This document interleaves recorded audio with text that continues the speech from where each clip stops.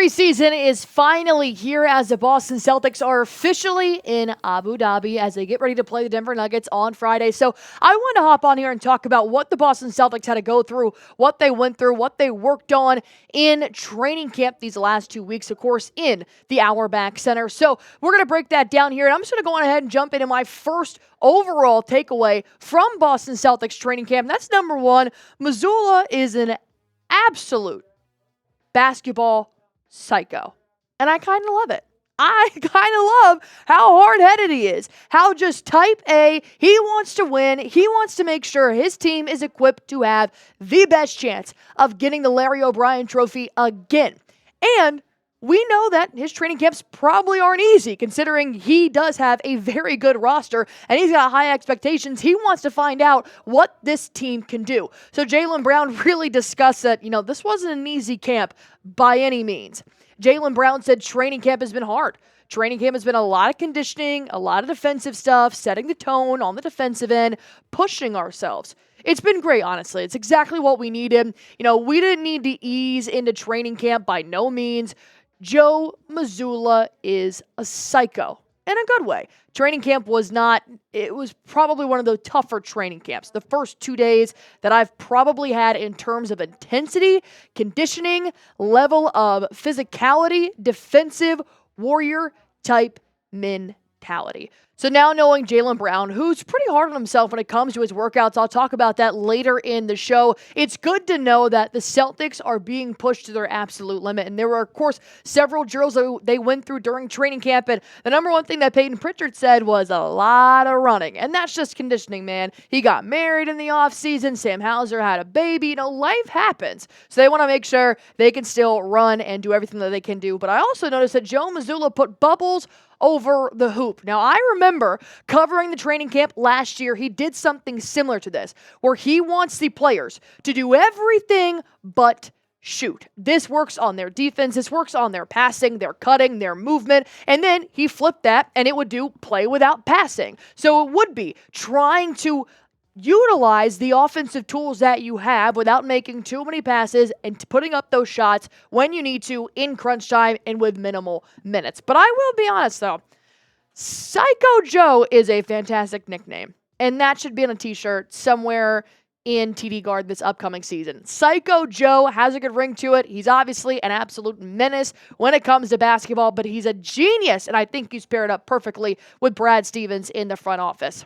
Number two, let's talk about Jayson Tatum's jumper, right? Because I got Marshall Green, New York Knicks host, that is just yapping, saying, why does he need to fix his jumper now? Should he have done that when he came into the league? You know what? I'm glad that he's actually making adjustments to make himself better, because you can never be perfect in this league. You think Kobe Bryant and Michael Jordan just accepted that when they were at their peak? No, they kept trying to get better. So what he did is that he really worked on his movements around the ball, his hand placements, and wanted to see what felt better, what gave him a better and quicker release. He also worked on getting lower. When you watch Jayson Tatum's shot, this is going to look obviously very ugly, but it's more of that, it just kind of comes up. It's this whole belly roll, back roll thing, and it's just a lot of steps. He just wants to get lower, stay low, go up. That sounds a lot better to me. Plus, bringing your shoulders forward, just little things that I think are going to help out his shot formation, because it needed to be worked on. That is true. That's the one thing I will point out is, even the playoffs when he was doing great work on offense and on defense, the playoff jumpers just weren't really there. And that's all right, because we won the chip, but if that happens again, I want him to be able to be a top scorer for the Boston Celtics, shooting 32% from the field, only making 71 out of 218 playoff jumpers. We just got to do a little bit better, and that's what Jayson Tatum has done. So I have a question here for you guys. Knowing that he was a leading scorer last year, but knowing that Jaylen Brown is also really working on his game, knowing that Derek White is becoming more of an offensive weapon, same as Holiday, will Tatum lead the Celtics in scoring this upcoming year? Let me know in the comment section. Type 0 if you agree.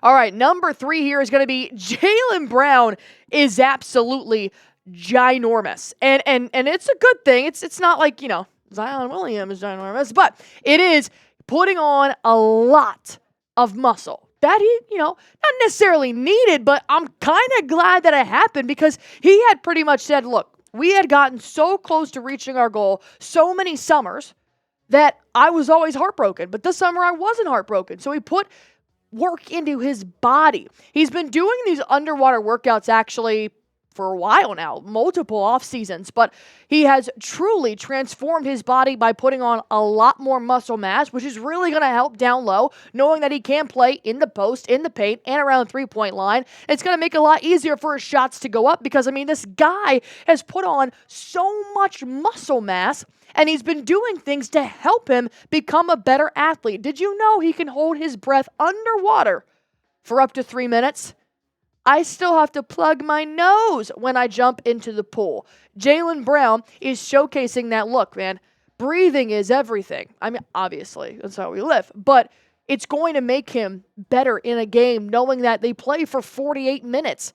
That he's going to be able to get up and down the court a lot better, that he's worked on his breathing and worked on things internally to help him on the court. I'm going to jump into my last two takeaways here for the preseason, but I want to make sure you guys have all the gear that you need to get ready for the NBA season. I'm talking about the latest championship gear. If you have not gotten your championship shirt yet, get it before the season starts. That's what I request, because you're going to feel really crappy if everybody around you's got championship shirts on and you don't. So I'm going to give you guys a great deal. 65% off. Go to chatsports.com/CelticsChamps24. This is going to get you this t-shirt for about $12. I've got you covered. I want you guys to rock this in the preseason, regular season, postseason, and moving forward. Get your championship gear now at chatsports.com/CelticsChamps24. All right, number 4, they are prepping for Abu Dhabi. Like I said, they will be playing the Denver Nuggets internationally for their first preseason games. And with that being said, everything starts a little bit earlier for the Celtics because everybody's had their media day this past Monday. Well, the Celtics had it a week ago. So, unfortunately, the Boston Celtics had the shortest offseason of any NBA team out there. Why? Because they played into late June, and now they're starting early in the preseason. But I guess that's what happens when people want to watch the best team. But it also makes you wonder, is this a little bit hard on the Celtics because they have to travel internationally? Not only do you have a short offseason, not only did some of your players not really get a break because they had to go play for Team USA in China, but now they're going to Abu Dhabi, and there are several reasons why this is super beneficial for the league, for the culture, and for the team. But I just want to make sure the Celtics are, not going to get worn out before the season even starts. And let's go back to Psycho Joe. Here is why it's so great that he's a head coach. He said, who cares? It's not really a challenge. You just adjust accordingly. Throughout a season, you deal with that as well. You get started a little earlier when you travel, so it's not much different. It'll affect what we do in the short space, the day we land, the next day. But as far as a whole, it doesn't change the curriculum or the things that we have to work or the things that we have to get better at.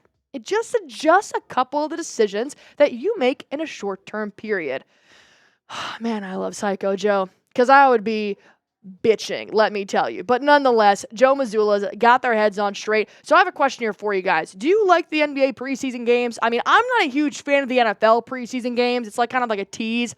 But I understand it's beneficial for the player. So ultimately, it doesn't matter about us. But I just want to see if you guys will be watching and what your thoughts are on it. Type Y for yes, type N for no. Let's hop into number 5. Al Horford, the 38-year-old Dominican father of 5, is still kicking, and we love it. But more importantly, we need it. Al Horford did answer the question at Media Day about, Big Al, when is your jersey going in the rafters? And he said, I don't think there was ever a question that I was going to not come back or anything like that. For me, and I've said this before, I never put a limit of how long I'm going to play. I feel good, and I'm very fortunate to be in this position, and I give God the glory for that. And to be in this position, to be able to continue to play and be on this team, it's been a lot of years that we've been fighting to get to this point. And now that we're here, just fortunate to be here and wear a Celtics uniform, I'm just going to keep playing, and that's what it is. Well, that's great, because honestly, this season would be a lot more hectic knowing that Kristaps Porzingis will not play until December, maybe. And then Al Horford, if he happened to retire after he got his ring, which he absolutely could have, I would have been like, see ya in Cancun. He decided to come back at a very pivotal point, and obviously, I would prefer Kristaps Porzingis and the paint, but that is no slight to Big Al, who has done wonders in the last 4 years, but you just have that question of, hey man, you are 38. You know, we all want to be forever young. Take me back to when I was 21 years old and didn't get hangovers. I mean, I get it. But Al Horford, he's still chugging, man. 8.6 points per game, 6.5 rebounds on the most important season as a Boston Celtic. He's going into his 7th season in a Celtics uniform. He's still shooting 42% from downtown. Big Al looks good, feels good, and he's ready to go, despite being the 38-year-old Dominican father of 5. So I have a question here for you guys, just real quick. Do you guys think Al Horford is going to retire after the end of this year? Is this the last year we get to soak in all of Big Al's gloriness and greatness? Type S for stay, type L for leave, because look, man, my uncle asked me this like a month ago. He's like, who is your favorite player on the Celtics? Is it Jaylen Brown? And I'm like, no, man. It's Al Horford. Just a freaking animal he is, especially when it goes up against Giannis Antetokounmpo. I've loved Big Al, and I'm really excited to see what he's going to do in this season, which starts very, very soon. And if you guys want to be a part of our journey throughout the entire 2024 NBA season, because look, Smitty and I, we went live for almost every single game last year, including all the playoffs. I want you guys to be a part of that. So go on ahead and do one thing for me, and that is going to be helping out our channel here and joining 39,000 people on this channel. And how you do that, it's super easy. All you have to do is hit that sub button for me.